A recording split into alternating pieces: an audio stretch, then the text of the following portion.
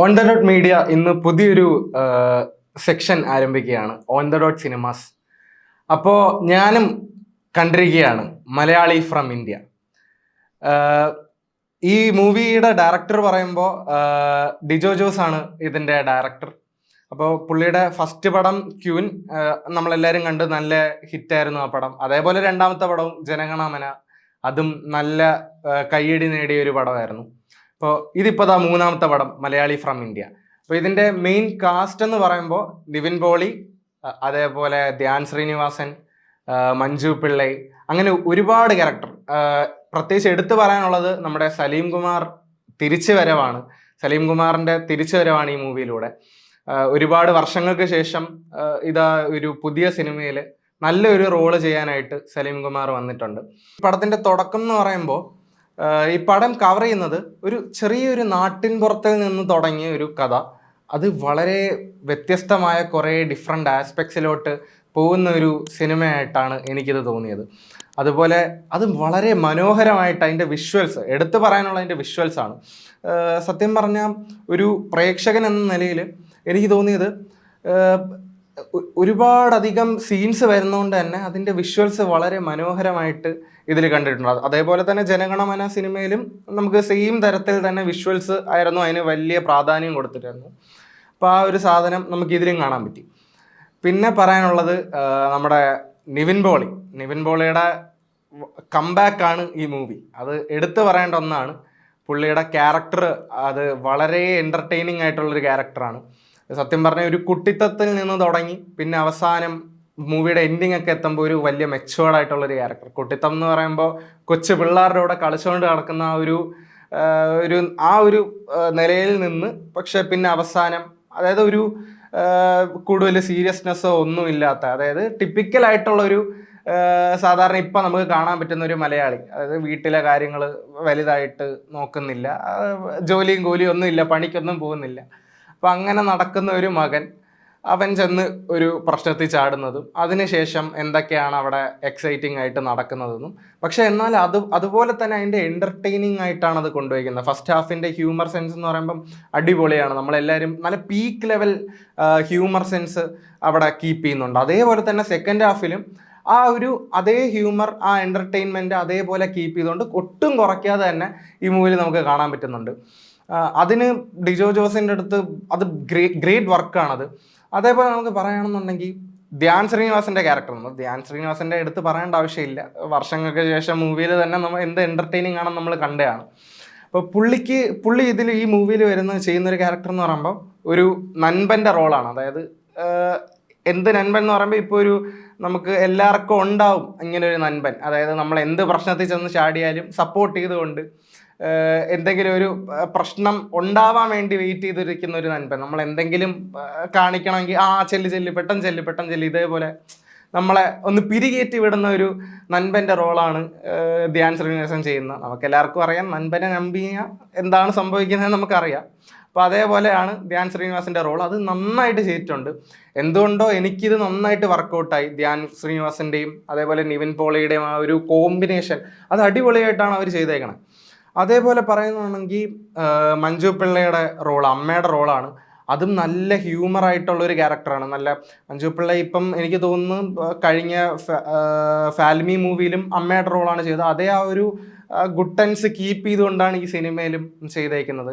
പിന്നെ സലീം കുമാറിൻ്റെ റോള് അത് എടുത്ത് പറയേണ്ട റോളാണ്. കാരണം നന്നായിട്ടൊരു അതും ഒരു നല്ലൊരു കംബാക്ക് ആയിട്ട് നമുക്ക് വേണമെങ്കിൽ പറയാം. അത്യാവശ്യം നല്ലൊരു റോള് കൊടുത്തിട്ടുണ്ട്. പിന്നെ പറയുകയാണെന്നുണ്ടെങ്കിൽ ഈ പടത്തിലെ മ്യൂസിക് അത് എടുത്തു പറയേണ്ട ഒരു സംഭവമാണ്. ബാക്ക്ഗ്രൗണ്ട് സ്കോറും മ്യൂസിക്കും എല്ലാം പടത്തിന് ഉടനീളം തന്നെ അതിൽ നല്ല രീതിയിൽ നമ്മൾ പ്രേക്ഷകർക്ക് ഒരു ഇമ്പാക്റ്റ് ഉണ്ടാക്കാൻ സാധിച്ചിട്ടുണ്ട്. അതേപോലെ ആ ഒരു എൻ്റർടൈൻമെൻറ്റും ആ ഒരു ഡ്രാമയും കൂടെ ചേർന്ന ഒരു മൂവി. അതാണ് ഈ മലയാളി ഫ്രം ഇന്ത്യയിൽ നിന്ന് എനിക്ക് തോന്നിയത്. ഒട്ടും ബോറടിക്കാതെ, ഒട്ടും ലാഗ് അടിക്കാതെ എല്ലാം ആ ഒരു ഡ്രാമ ആയാലും ഒരു തരത്തിലും ലാഗ് അടിക്കാത്ത രീതിയിൽ കൊണ്ടുപോയി. അതും നല്ലൊരു ആസ്പെക്റ്റ് ആയിട്ടാണ് എനിക്ക് തോന്നിയത്. മാത്രമല്ല ഈ പടത്തിൽ ഒരുപാട് കാര്യങ്ങളെ പറ്റി, ഒരുപാട് വിഷയത്തിനെ പറ്റി പറയുന്നുണ്ട്. അതായത് ഇപ്പം നമ്മുടെ സോഷ്യൽ ലൈഫിൽ നടക്കുന്ന കുറേ ഇഷ്യൂസ്, ഏറ്റവും കൂടുതൽ പറയുന്നത് പറഞ്ഞു കഴിഞ്ഞാൽ ഒരു മതത്തിൻ്റെ പേരിൽ ഉണ്ടാകുന്ന കുറേ സംഭവങ്ങളുണ്ടല്ലോ. അതായത് ജാതി മതഭേദം അത്തരത്തിലുള്ള കുറേ കാര്യങ്ങൾ ഇതിൽ പറയുന്നുണ്ട്. അപ്പോൾ അതേപോലെ പാകിസ്ഥാനും ഇന്ത്യയും തമ്മിലുള്ള കുറേ പ്രശ്നങ്ങൾ, അപ്പം അതെല്ലാം കവർ ചെയ്തുകൊണ്ട് ഒരു രീതിയിലും അതിന് നമുക്ക് മോശം തോന്നുന്ന ഒരു രീതിയിൽ ആക്കാതെ നല്ല രീതിയിൽ ബാലൻസ് ചെയ്തുകൊണ്ട് ആ പടം കൊണ്ടുപോയിട്ടുണ്ട്. അത്തരത്തിലാണ് ഈ പടം വളരെയധികം സ്കോർ ചെയ്യുന്നതെന്നാണ് എനിക്ക് തോന്നിയത്. അപ്പം എല്ലാവർക്കും അതേപോലെ ഈ പടം വർക്കാവുമെന്ന് തന്നെയാണ് എനിക്കും പറയാനുള്ളത്. മാത്രമല്ല കുറേ ക്യാരക്ടേഴ്സ്, ഈ നിവിൻ പോളിയുടെ തന്നെ ക്യാരക്ടർ എടുത്തു പറയേണ്ട ഒന്നാണ്. കാരണം ഒരു ചെറിയൊരു കുട്ടിത്തം നിറഞ്ഞ റോളിൽ നിന്ന് ഒരുപാട് ആസ്പെക്ട്സ് കവർ ചെയ്യാൻ പറ്റുന്നെങ്കിൽ അത് പുള്ളിയുടെ കഴിവ് തന്നെയാണ്. പുള്ളിക്ക് മാത്രം ചെയ്യാൻ പറ്റുന്ന ഒരു കഥാപാത്രം ഉണ്ടല്ലോ. നമ്മൾ കുറേ സിനിമകളിൽ കണ്ടുവന്ന ജേക്കബിൻ്റെ സ്വർഗരാജ്യം പോലുള്ള സിനിമകളിൽ കണ്ടുവന്ന ആ ഒരു പഴയ നിവിൻ പോളി, ആ ഒരു നിവിൻ പോളിയെ നമുക്ക് എല്ലാവർക്കും ഈ സിനിമയിൽ കാണാൻ പറ്റും. ആ ഒരു കംബാക്ക് അതേപോലെ നിലനിർത്തി എന്ന് വേണം നമുക്ക് പറയാൻ.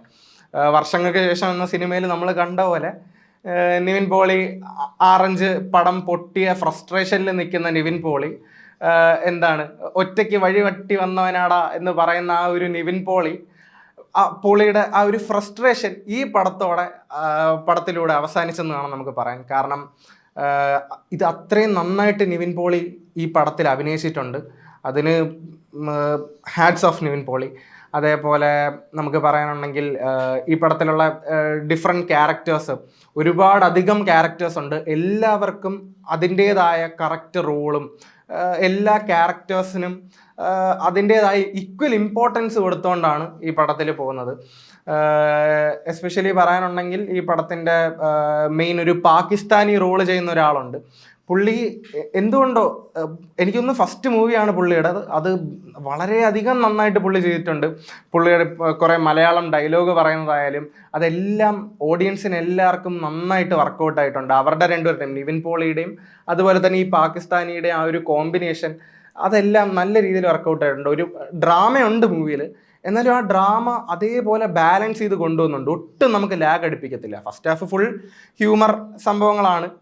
അതേപോലെ ഈ ഒരു ചെറിയ ജീവിതത്തിലെ സീരിയസ്നെസ് അറിയാത്ത ഒരു രണ്ട് കൂട്ടുകാരും, അതിൽ നിവിൻ പോളിയെ സഹായിക്കാൻ നിൽക്കുന്ന ഈ ഒരു കൂട്ടുകാരനും ഓരോ പ്രശ്നത്തിൽ ചെന്ന് ചാടുന്നതും അതൊക്കെയാണ് ഈ പടത്തിന്റെ മെയിൻ ഒരു ആസ്പെക്റ്റ് വരുന്നത്. അതേപോലെ എനിക്ക് തോന്നുന്നത് ഫസ്റ്റ് ഹാഫിന്റെ ഒരു എൻഡിങ്, സെക്കൻഡ് ഹാഫിന്റെ സ്റ്റാർട്ടിങ് ഒക്കെ ആയപ്പോൾ എനിക്ക് ചെറുതായിട്ട് തോന്നിയൊരു കാര്യം എന്ന് പറഞ്ഞു കഴിഞ്ഞാൽ ആടുജീവിതത്തിന്റെ ഒരു ചെറിയൊരു സംഭവങ്ങളൊക്കെ എവിടെയൊക്കെയോ നമുക്ക് കാണാൻ സാധിക്കുന്നുണ്ട്. എന്നാലും അതിനെ വേറൊരു ട്രാക്കിലോട്ട് മാറ്റി ഒരു ഫുൾ ഹ്യൂമർ എൻ്റർടൈനിങ് പാക്കേജ് ആയിട്ട് ആണ് ഈ മൂവി ഡിജോ ജോസ് നമ്മുടെ മുമ്പിലോട്ട് കൊണ്ടുവന്നിരിക്കുന്നത്. അപ്പോൾ അത്തരത്തിൽ ഈ മൂവി എന്തുമാത്രം നമ്മൾ ഇമ്പാക്റ്റ് ഉണ്ടാക്കുന്നെന്ന് നമുക്ക് മനസ്സിലാക്കാം. അതായത് ഈ ഒരു എൻ്റർടൈൻമെൻറ്റും അതേപോലെ ഡ്രാമയും എല്ലാം പുതിയ, എനിക്ക് തോന്നുന്നു പുള്ളിയുടെ ഈ എൻ്റർടൈൻമെൻറ്റ് ആദ്യമായിട്ടായിരിക്കും പുള്ളിയുടെ സിനിമയിൽ വരുന്നത്. ജനഗണമനയിലെ ഫുള്ള് ഒരു ഡ്രാമ മൂവിയായിരുന്നു. പക്ഷേ നിവിൻ പോളിക്ക് പറ്റിയ ഏറ്റവും ബെസ്റ്റ് മൂവിയാണ് ഇത്. അതായത് ഒരു കംബാക്ക് മൂവി എന്നുള്ള നിലയിൽ ഏറ്റവും ബെസ്റ്റ് മൂവിയാണ് മലയാളി ഫ്രം ഇന്ത്യ. അപ്പോൾ ഞാൻ നിങ്ങൾക്ക് ഗ്യാരണ്ടി തരുന്നു, എല്ലാവർക്കും തിയേറ്ററിൽ പോയിട്ട് ധൈര്യമായിട്ട് ഈ പടം കാണാം. ഒരു രീതിയിലും നമ്മൾ കൊടുത്ത പൈസയ്ക്ക് അത്രയും രീതിയിൽ നമുക്ക് ഇമ്പാക്റ്റ് തരുന്നൊരു പടമാണ്. അപ്പോൾ എല്ലാവരും പടം തിയേറ്ററിൽ തന്നെ പോയി കാണണം. അതിപ്പോൾ നിങ്ങൾ ഫാമിലി ആയിട്ട് പോകണമെങ്കിൽ ഫാമിലി ആയിട്ടായാലും പോവാം, ഒറ്റയ്ക്ക് പോകുന്നെങ്കിൽ ഒറ്റയ്ക്കായാലും പോവാം. പക്ഷേ ആ പടത്തിൻ്റെ ആ ഒരു ഞാൻ പറഞ്ഞ പോലെ തന്നെ അതിൻ്റെ ഒരു ഇമ്പാക്റ്റ് എന്ന് പറയുമ്പോൾ അത് നിങ്ങൾക്ക് ആ തിയേറ്ററിൽ ഇരിക്കുന്ന ഓഡിയൻസിലൂടെ നമുക്ക് അത് മനസ്സിലാക്കാം. കാരണം എല്ലാവരും ഒരുപോലെ എൻജോയ് ചെയ്യുന്ന ഒരു പടമാണ് മലയാളി ഫ്രം ഇന്ത്യ. അപ്പോൾ അവസാനമായിട്ട് എനിക്ക് ഒന്നേ പറയാനുള്ളൂ, നിവിൻ പോളി ഈസ് ബാക്ക്.